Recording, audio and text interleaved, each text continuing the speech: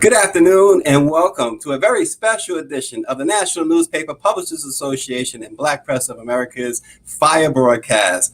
2020, of course, brought the pandemic. COVID-19 has affected everyone and every organization, including religious organizations. But today we're going to talk to the U.S. spokesman, I should say, of Jehovah's Witnesses to tell us exactly how the Jehovah's Witnesses have fared, but more importantly, to talk about their 2021 virtual convention. Before we bring on Robert Hendrix, let us look at a clip first of what the Jehovah's Witnesses have been doing with their convention and their campaign to invite free of charge others.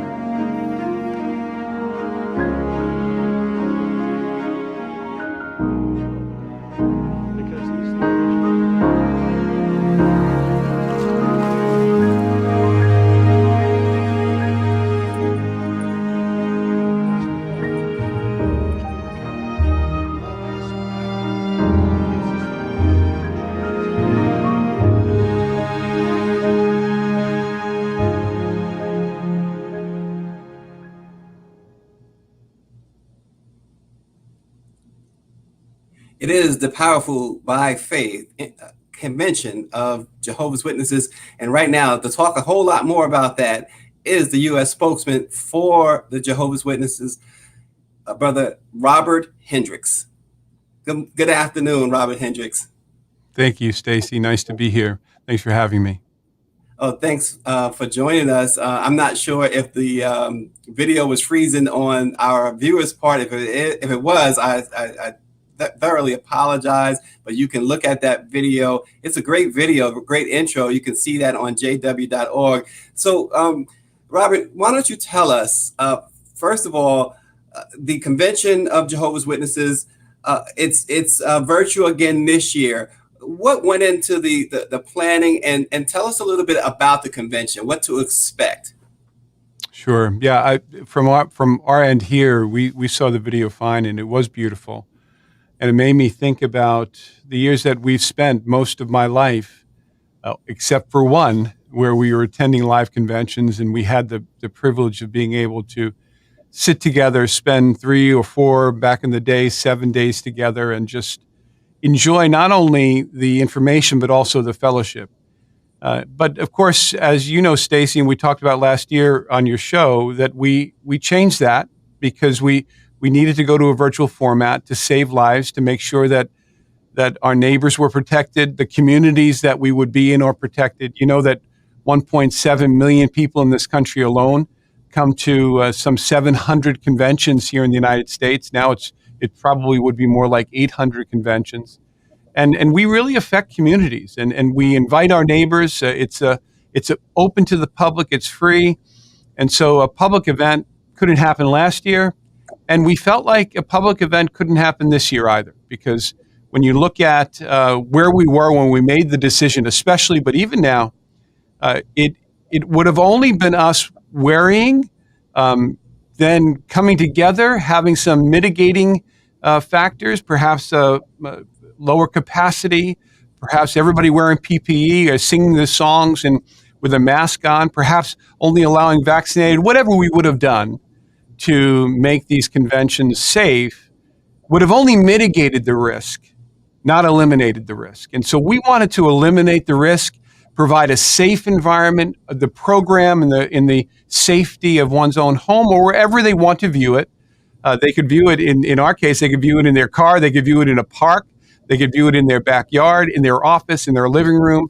It really is, we're really bringing the convention to our neighbors this time. And it is appropriate for us to have Powerful by Faith as the theme, because as you know, Stacy, what's gotten us through these last 16 months is our faith, knowing that something better is ahead, that we're going to get over this. And on the other side of this pandemic, we're going to see something better. We're going to be better people for it because of the way we endured, and we're going to be a better organization. And hopefully, as we think about closer to a better world as well. Yeah, and it's a lot of things to unpack there, Robert, and what you just said. And I want to go back to one thing though. You mentioned being careful about reopening to go in person. And we're seeing organizations, be it religious or businesses, we've seen them reopen. We've seen them say, the CDC says it's okay. But it sounds like the Jehovah's Witnesses are taking a more cautious approach. Can you talk about that and why? Well, as you said, you've just mentioned the phrase, we're taking a more cautious approach than some, not all. Some have followed our cautious approach as well. But, there are all sorts of economic reasons. There's been pandemic burnout. There's been economic burnout. There's been economic fallout. Our world has changed in the last 16 months. So we understand that people are hankering to get back together. They're happy at games, at baseball games, and they're happy getting back together for picnics and vacations and in hotels. But when you really come down to it, the question for us was, does that desire, our preference, should that really be more important than our principles? And our answer was no. And if there were no other way to do it, if there were no other way to deliver a convention to the world in 240 lands to meet the needs of 15 to 20 million people, then maybe it would have been a consideration, perhaps, with some mitigating measures. But it wasn't. These things are not mutually exclusive. We can provide a powerful convention experience and still keep everyone safe. And at the end of this summer, as we conclude our conventions, and tens of millions of people will have logged on, will have streamed it, will have downloaded it, we could say that our convention was not the cause of anyone contracting COVID-19 and no one dying. In fact, the very opposite. We helped keep people safe and we saved lives, not just physically, but spiritually. And frankly, that's the best legacy. That's the best way to look back at a summer, not with regret over some event that may have been a super spreader event, as so many other organizations have gone through, but looking back and saying, we delivered as an organization. We united our global brotherhood in 240 lands in some 500 languages on various platforms. We united us together in watching this convention, in taking this in sharing it together. And as a result, we're not just alive, we're stronger for it. That to me is worth every effort that it took to get it onto this virtual platform. Yeah, it sounds like it was a major, massive undertaking to do this. We're talking with Robert J. Hendrix, the U.S. spokesman for Jehovah's Witnesses, about the Powerful by Faith 2021 Convention of Jehovah's Witnesses. Tell us, too, now you mentioned that there are, and correct me if I get the numbers wrong, but you mentioned there was 1.7 million Jehovah's Witnesses in the United States. You mentioned that tens of millions attend the conventions. So you're talking about a lot of non-Jehovah's Witnesses attending these conventions.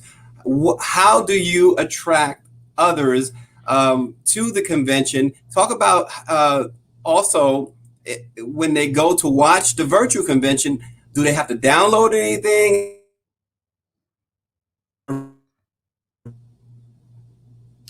Well, just to get our figures right, in the United States branch territory, which includes the continental United States and the Caribbean, we have 1.3 million witnesses. Of course, many, many more.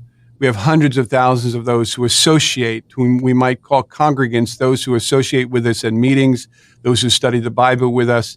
We have 13,000 congregations, and typically in this year, we would have had about 800 conventions. And so in 2019, during the year of our international convention, which was the convention on love, we were able to count about 1.7 million who came to our convention. So that's well in excess, about 500,000 more nearly than those who actually are Jehovah's Witnesses, who are baptized witnesses in our congregations.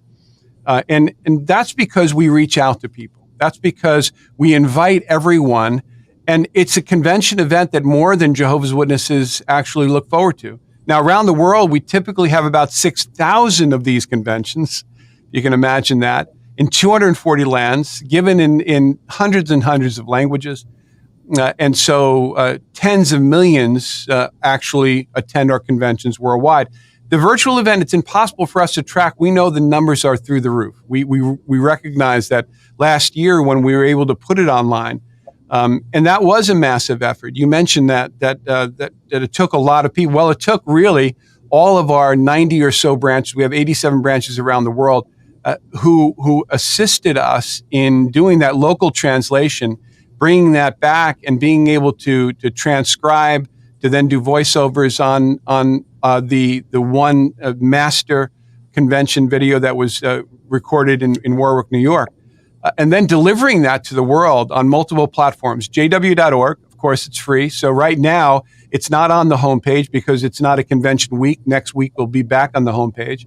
But if you go to JW.org, you can go to About Us, go down to conventions, and then everything you ever wanted to know about our conventions is there, including our trailers. You can see the last two sessions that have already been released, and you can download them. But you can also get it through the JW Library app. So if you have an Android phone right now, or if you have a Apple phone and you go to the iOS store or the Google Play Store, look for JW Library. It's a free download. You can download multiple versions of the Bible in that, but you can also download right within the app, as simple as being connected to a Wi-Fi service or to cell. You can download the convention within seconds. You'll have the convention from the last two sessions in your hand. That's not all, though. We also have it on JW Broadcasting, which is available on Apple TV. Just find the app. Just look for the app. You can download it onto your Apple TV, Roku TV, and various other platforms where folks can just go there and stream it right into their living room without any connection to their computer. So there's multiple ways, and here's why we do that. It's really our goal to make Bible knowledge and this convention, in addition, available to every person on earth. Now, that's almost possible. In fact, when you have a website in 1,034 languages, and when you put out a virtual convention in 500 languages, which has never been done before in the history of mankind, you could reach the majority of the world. And that's really what we want to do, because it's not about taking this knowledge and hoarding it. Jesus said there's more happiness in giving than there is in receiving. While we certainly benefit by receiving this content and enjoying it ourselves, giving this content to the world is something that brings greater enjoyment and satisfaction to Jehovah's Witnesses around the world. Yeah, I want to note, generally this program, we get the majority of our viewers on Facebook. It looks like today we've got so many on YouTube. Welcome you all. Wendy Fulford, Leah Parsons, Jalen Pierce, Julius Carter, Eleanor Green, Kiana Giles, Diamond Green, all of you, we appreciate you watching from YouTube today. Wendy Williams, Gene Carter, it goes on. I don't want to miss anybody, but it's too many of you to name. So welcome all of you. Robert, tell us too about what can people expect? Those who haven't yet seen, you mentioned that the first two segments of the convention have been released. Tell us about what folks can expect. What's the highlight? What do you think people are looking forward to most?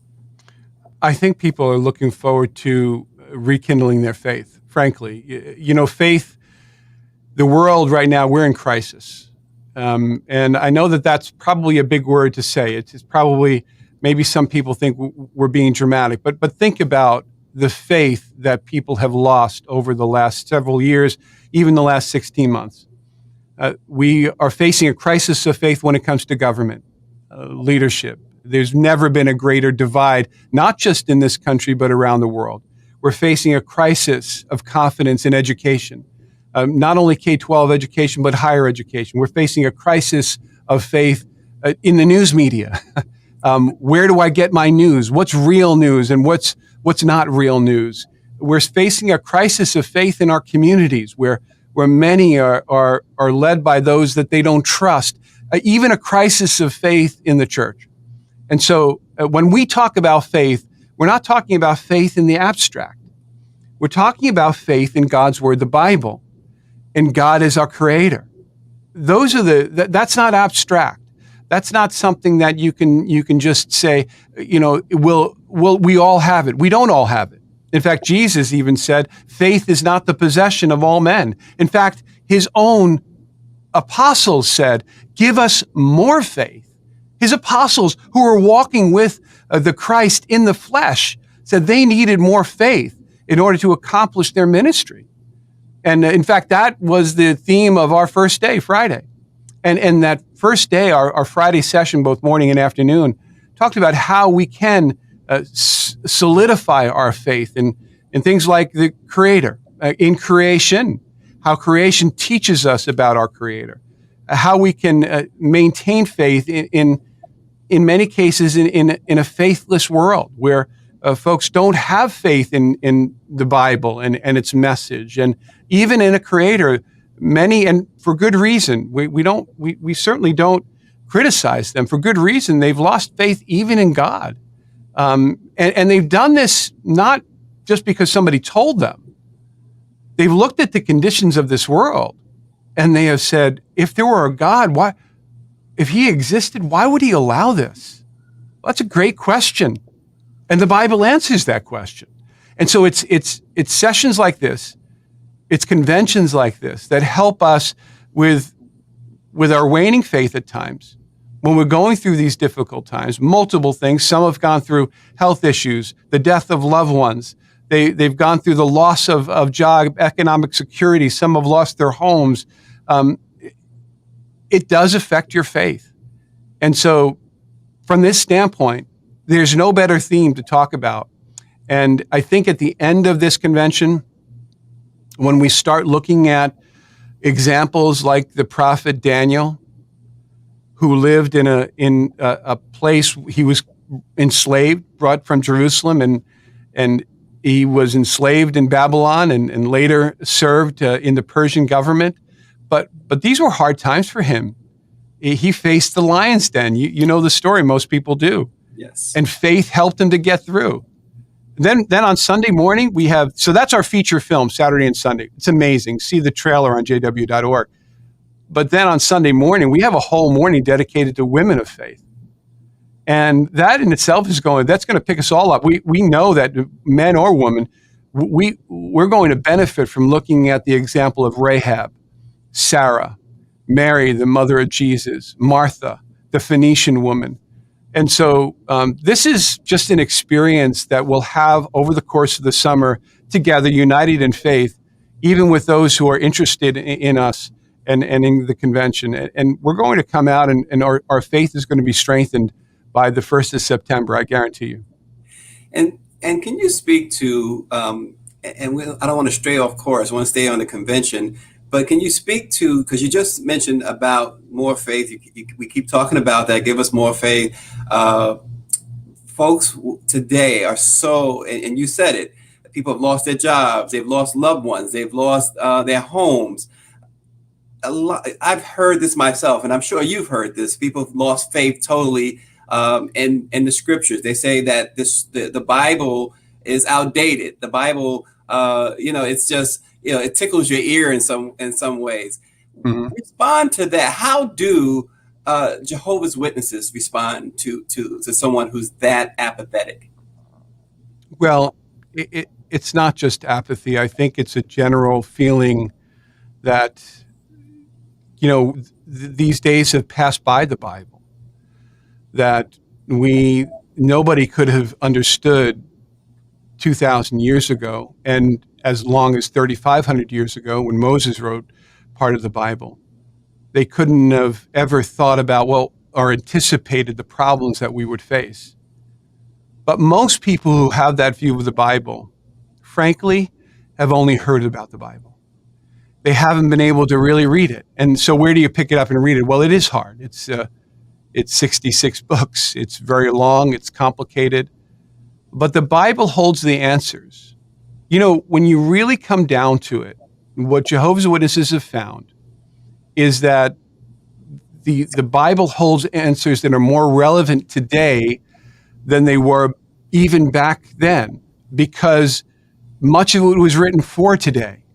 When you talk about Paul's writings, and of course he was writing in a very difficult time for Christians, but he said in the last days, this is what we would face.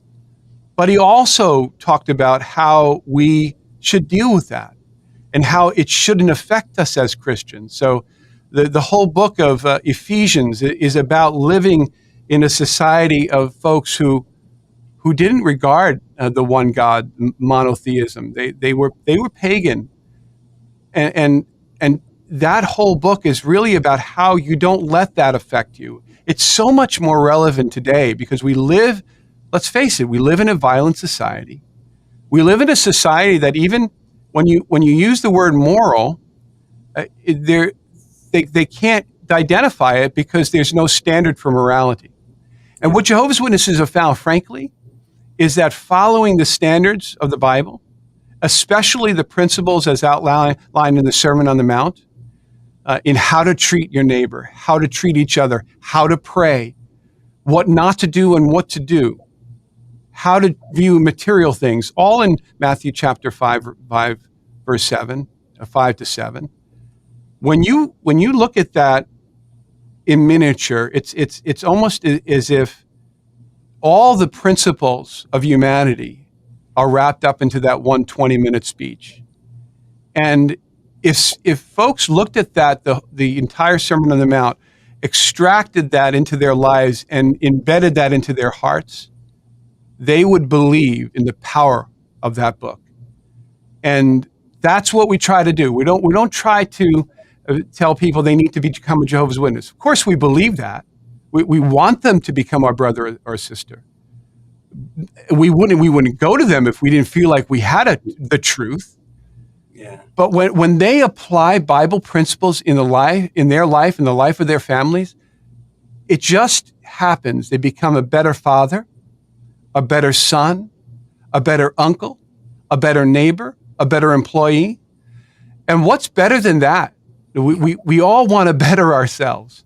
And the better version of ourselves is after the application of Bible principles in our life. Try it for 30 days. Read the Bible, apply it. Read that Sermon on the Mount, Matthew 5 to 7, and you will see it work in your life. I guarantee it. That is an amazing statement. And also, and again, to get back to the convention real quick, I know that one of the things that I've heard a lot about from others, as well as seeing it myself, was the dramatization of the story of Noah. Mm-hmm. I understand 40 to 50 years to build this ark. People say, and it ties into what my previous question about people not considering the Bible to be authentic anymore or whatever, right? But can you talk about what people can see or will see if they haven't seen it yet? This Bible drama about Noah. What will you learn that's maybe a new thought? Well, first of all, many people and even the churches, some churches even teach this, that Noah is not a real person. It was an allegory to teach a lesson. But Jesus very specifically said that our time, the time that we're living in now, would be much like the days of Noah, where people would be preoccupied, not necessarily in wicked things, but busy, and the anxieties of life, getting married, surviving a pandemic, being able to care for their family. And so when Jesus said these times are like Noah, well, how then did Noah succeed? That kind of begs the question, doesn't it? What did he do to survive? And that, for me, that was my favorite part of the morning, even though it was almost like my grandfather, sitting there talking to me and telling me a story. It was so powerful. And it just helped us to see that the same principles of obedience to what God wants us to do, separation from the majority of what those are doing in a violent world. It was a very violent world at that time, perhaps even more violent than we see even today. And also the way God dealt with it, the very specific way that not only did they follow the standards set in building the ark, but they waited on their creator. They waited on God to make the first move. So it was God, no doubt. I mean, it stands to reason. He's the one who brought every species of animal into that ark by Tues, including birds, right? And so what an amazing thought.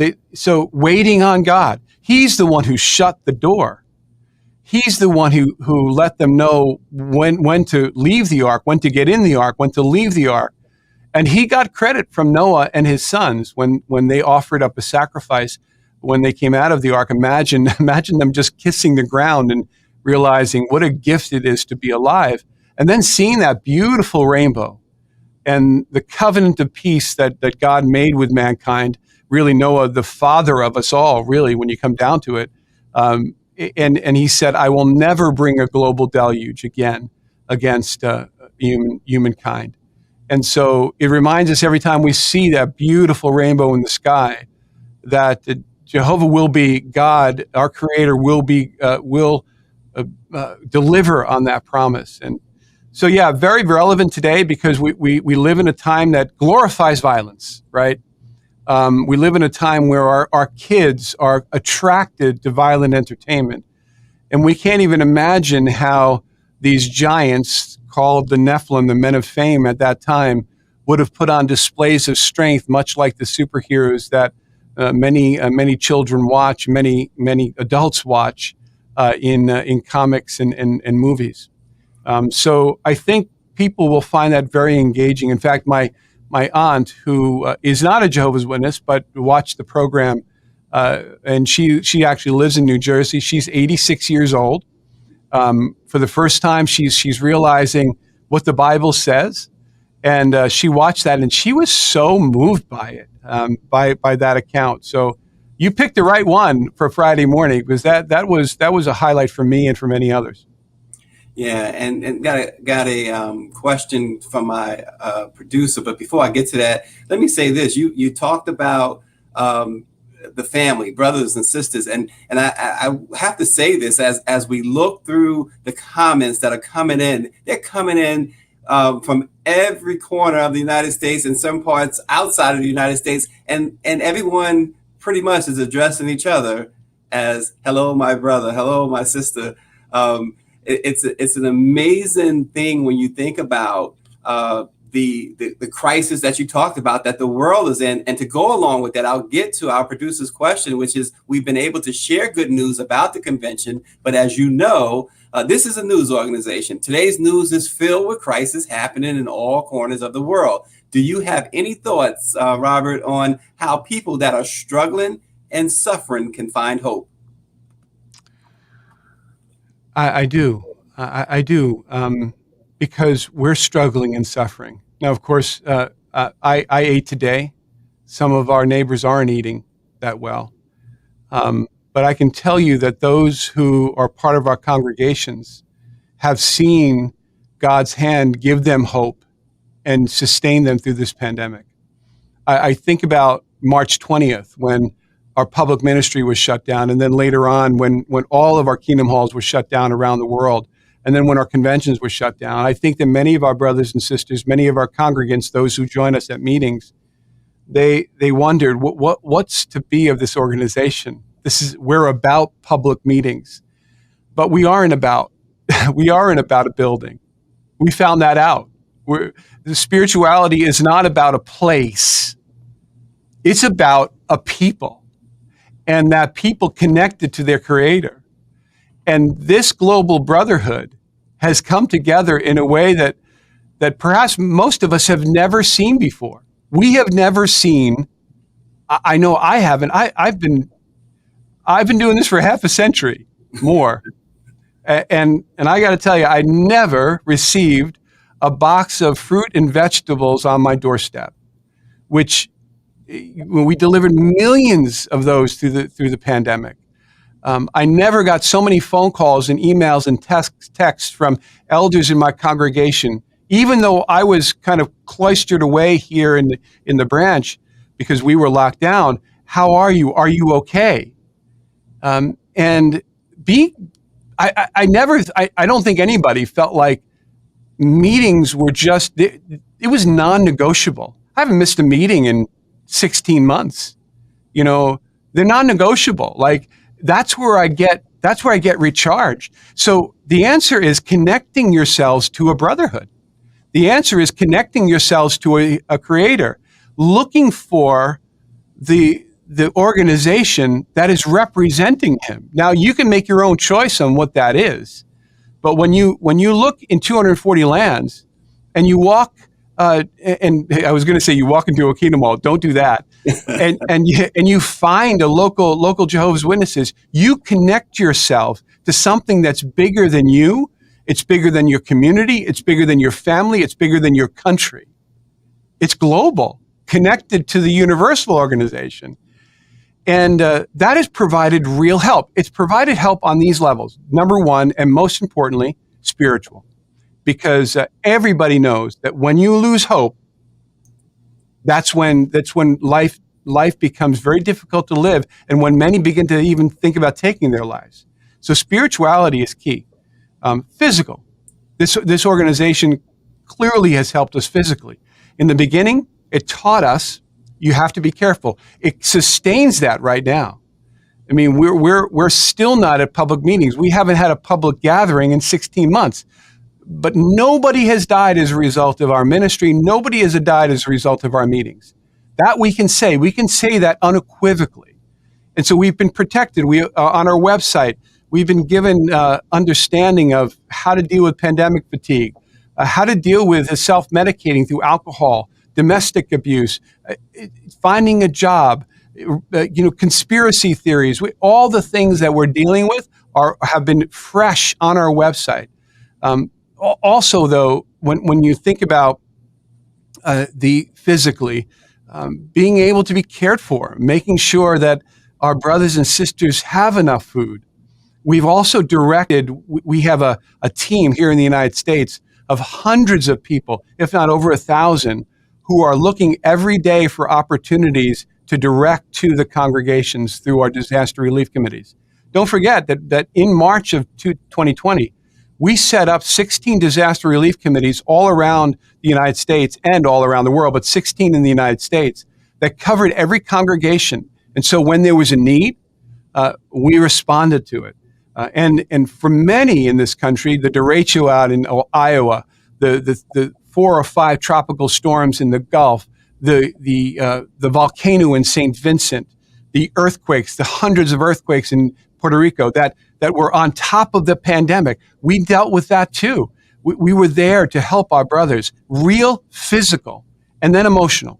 A brotherhood provides emotional support by being there for each other. No, we haven't been able up to now because of vaccinations. Some of us have chosen to hug again, but we've had emotional hugs, and we've had these smaller pastoral groups that are part of our congregations. We call them service groups, but they're really pastoral groups. They're shepherding groups of about 15 people, and the shepherds have cared for those people, for our brothers and sisters. And so you know, I understand this is we live in what feels like a hopelessness, but connecting yourself to a global brotherhood really can engender hope.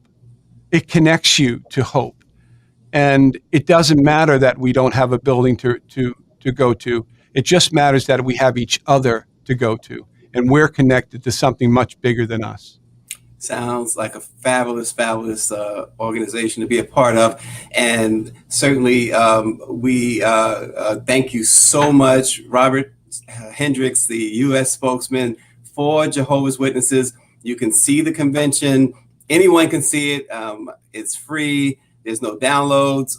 Well, no signups anyway, right? jw.org. We could talk for a lot longer than the 30 plus minutes we were allotted today. We got to have you back if you will join us again once later on, perhaps in the summer, to tell us where things stand with the Powerful by Faith Convention, the 2021 Convention of Jehovah's Witnesses. Again, thank you, Robert Hendrix, and thank you all for watching. What a response. I haven't seen this in a long time. My producer could tell you that we saw the last time I think I saw a response like this. We had Ziggy Marley, the reggae star, and we wind up reaching about a few million people with that broadcast. So let's see what happens here. But thank you so much, everybody. Tomorrow morning, don't forget, tomorrow and every weekday morning, let it be known at 7:30 a.m. we bring you the latest headlines and some in-depth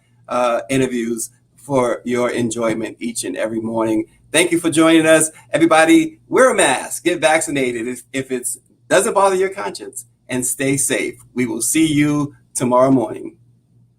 Thank you, Stacy. Thank you.